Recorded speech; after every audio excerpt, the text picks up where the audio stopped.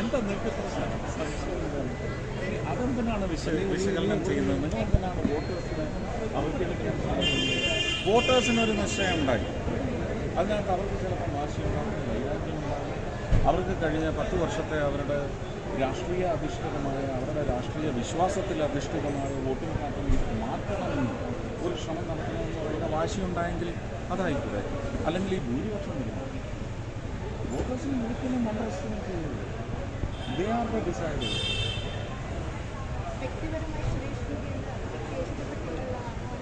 അങ്ങനെയാണെങ്കിൽ 2019 എനിക്ക് തരണം.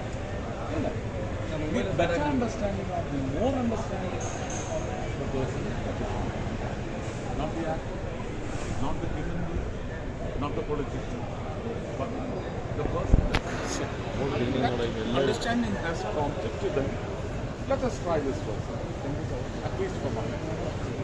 But once given, I assure you, I will work really.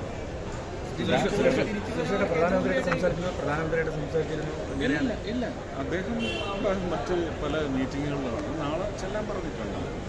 നാളെ ഞാൻ അല്ല, ഞാൻ അതിൻ്റെ എല്ലാം ഞാൻ പറഞ്ഞു കഴിഞ്ഞു എന്താണ് എൻ്റെ ആഗ്രഹം. ഈ പരാജയത്തിന് ശേഷം കെ മുരളീധരൻ പൊതുപ്രവർത്തന രംഗത്ത് നിന്ന് വിട്ടു നിൽക്കുകയാണെന്നൊക്കെ മറ്റുള്ളവരുടെ ഒരു കാര്യവും എന്നോട് ചോദിക്കരുത്. ഞാൻ ഇലക്ഷൻ പ്രചരണ കാലത്ത് നിങ്ങളുടെ പേരൊന്നും പറഞ്ഞിട്ടില്ല. മുരളി സാറിൻ്റെ കാര്യം മാത്രം മുരളിയേട്ടൻ എന്ന് പറയുന്ന അന്നത്തെ മുരളിയേട്ടൻ എന്ന് പറഞ്ഞ് ചില നോൺ പൊളിറ്റിക്കൽ റെഫറൻസസ് ഞാൻ പറഞ്ഞിട്ടുണ്ട്.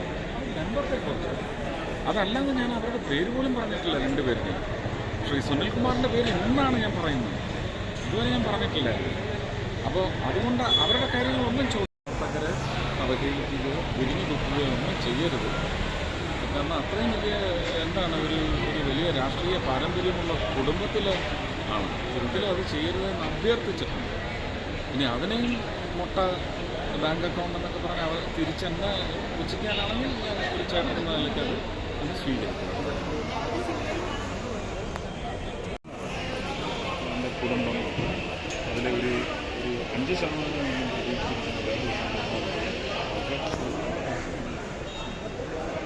നടക്കണം. Okay, thank you.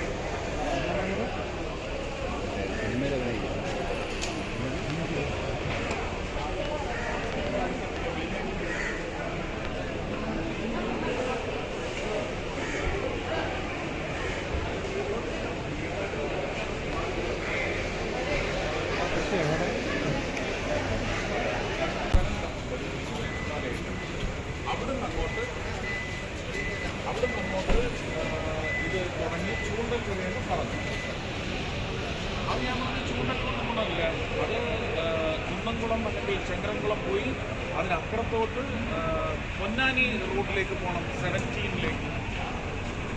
പക്ഷേ ഇന്ന് തൃശ്ശൂരിലെ കച്ചവടക്കാർക്ക് അതിനെ സംബന്ധിച്ച് ഒരു ചെറിയ അങ്കലാപ്പുണ്ട്. ഒരു വിഭാഗം അവരുടെ കൺസ്യൂമേഴ്സിനെ നമ്മളന്ന് തൃശ്ശൂർ പൊടിയിക്കാനുള്ള വിധമുണ്ട്. അപ്പോൾ അത് ചർച്ച ചെയ്തൊക്കെ അതിൻ്റെ എവിടെയും പോലെ ഇവിടെ